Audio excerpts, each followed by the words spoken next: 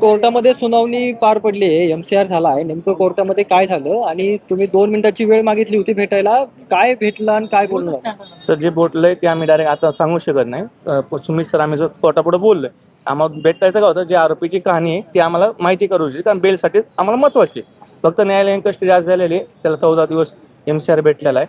आता पुढली कस्टडी आल्यानंतर चालू आहे. सुमित सर बोलताय पुढल्या तुम्हाला. मेहरबान कोर्टाने सदर आरोपीचा विचार केलेला आहे. सदर आरोपी याची रवानगी येरवडा कारागृह इथे केलेली आहे. त्यानंतर आरोपीसोबत जास्त काही बोलता आलेलं नाही आणि त्याबाबत आता काय आम्ही सांगू शकत नाही. जे काय आमचं आर्ग्युमेंट असेल ते आम्ही बेल ॲप्लिकेशन फाईल केल्यानंतर सांगू. साहेब, मागच्या वेळेस कोर्टामध्ये तुम्ही 7,500 रुपयाचे पैसे घेतल्याचा दावा बाहेरील माध्यमांसोबत केला होता. तुम्ही आतमध्ये कोर्टामध्ये हा दावा केला होता का बेंच समोर? दुसरी गोष्ट, जर तो केला नव्हता तर तुमच्या इथिकल प्रॅक्टिस मध्ये हे बसतं का? अशा पद्धतीने कोर्टात आर्ग्युमेंट न केलेली गोष्ट, रेकॉर्ड नसलेली गोष्ट बाहेर येऊन तशी भासवली तुम्ही की 7,500. आम्ही सविस्तर पत्रकार परिषद घेणार त्याच्या फॅमिली सुद्धा येणार आहे त्या ठिकाणी सोबत. प्रश्न सोपा आहे. प्रश्न त्याचं उत्तर आम्ही त्या ठिकाणी पत्रकार बोलला नाही, ते बाहेर बोलला.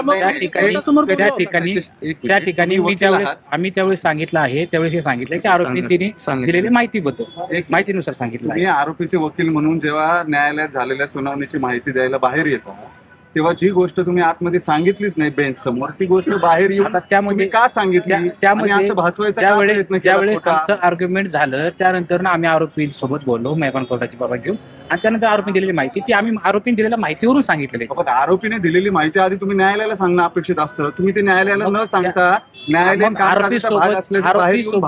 आरोपीसोबत जे बोलणं झालं आमचं उल्लंघन नाही का? आरोपीसोबत जे बोलणं झालं ते आर्ग्युमेंट नंतर झालेलं आहे. त्यानंतर लगेचच त्या ठिकाणी आरोपीला घेऊन गेलेले.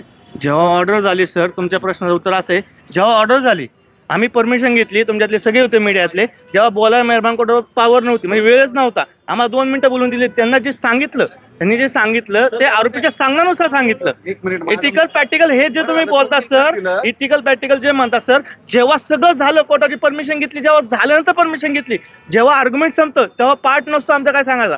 तेव्हा झाल्यानंतर माध्यमाने विचारलं की तुमचं बोलणं काय आलं, म्हणून आमच्या सहकार्यांनी जे माध्यमात बोलणं झालं आरोपीचं ते सांगितलं. तर चुकीचं आणि इथिकल प्रॅक्टिस हा चुकीचा प्रश्न आहे सर तुमचा.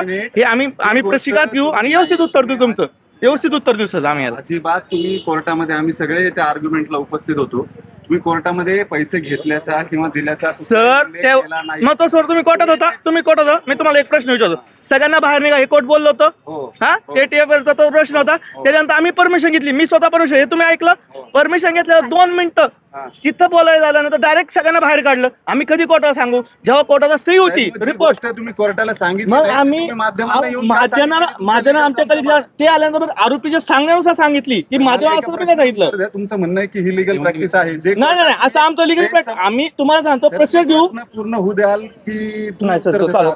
तुमचा प्रश्न होता पण साधा प्रश्न आहे. जी गोष्ट तुम्ही कोर्टामध्ये सांगितली नाही ती गोष्ट तुम्ही कोर्टातून बाहेर येऊन माध्यमांसमोर कोर्टात सांगितल्याचं भासवलंय, तर ही एथिकल प्रॅक्टिस आहे का?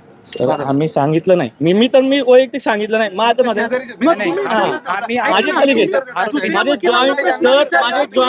जॉईंट वकील पत्र आहे सर माझं. आम्ही कोर्टामध्ये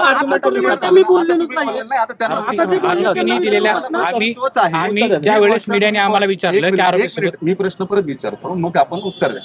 आता तुम्हाला स्पेसिफिक प्रश्न आहे. तुम्ही माध्यमांना पहिल्या दिवशी जेव्हा दत्ता गाडेला न्यायालयात हजर केलं त्या दिवशी तुम्ही आरोपीने आणि पीडित महिलेनं संगनमताने तो इंटरकोर्स केला असं न्यायालयासमोर सांगितल्यानंतर 7,500 रुपयाचा उल्लेख कोर्टात तुम्ही केला नाही. मात्र बाहेर आल्यावर तुम्ही माध्यमांसमोर असं भासवलं की तुम्ही आतमध्ये न्यायालयात आर्ग्युमेंटमध्ये हा मुद्दा बोललात आणि तो मुद्दा आर्ग्युमेंटच्या रेकॉर्डवरती घेण्यात आलाय. वास्तविक गोष्ट एथिकल प्रॅक्टिस आहे त्या ठिकाणी आर्ग्युमेंटमध्ये घेतला असं कधी म्हटलेलं नाही. त्याच्यामध्ये ज्यावेळेस मला मीडियाने प्रश्न विचारला की त्या ठिकाणी आरोपीसोबत काय बोलणं झालं का, आरोपीने दिलेल्या माहितीवरून मी त्या ठिकाणी सांगितलं. आम्ही असं म्हटलेलं नाही की आर्ग्युमेंटमध्ये आम्ही ते घेतलं. बरं, आरोपीने दिलेली माहिती ही न्यायालयाच्या रेकॉर्डवर न आणता माध्यमांसमोर थेट सांगणं हा एथिकल प्रॅक्टिसचा भाग आहे का? त्या ठिकाणी आम्हाला ज्या वेळेस मीडियाने विचारलं त्यावेळेस आम्ही ते सांगितलेलं सर आहे. कुणी काय विचारलं हा मुद्दा नाही, आपण वकील आम्ही आहात. त्या- त्याबाबत सर, आम्ही याचा पत्रकार परिषदेचा आम्ही ऐका ना, प्रश्न-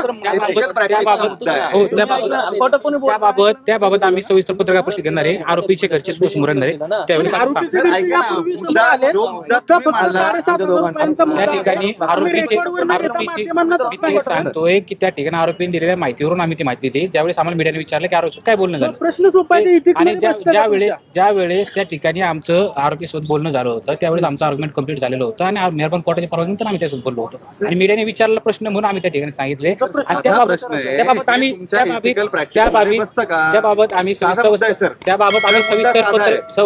पत्रकार परिषद सर, मुद्दा साधा आहे. त्यानंतर आम्ही सांगतो आता ही पत्रकार परिषद आरोपीच्या घरच्यांना त्या ठिकाणी बाजू मांडायची आहे. अपेक्षित आहे कारण तुम्ही याच ठिकाणी त्या दिवशी बोलले होते पत्रकार परिषद सविस्तर तुम्ही असं पळून जाऊन सविस्तर पत्रकार परिषद घेणार आहे.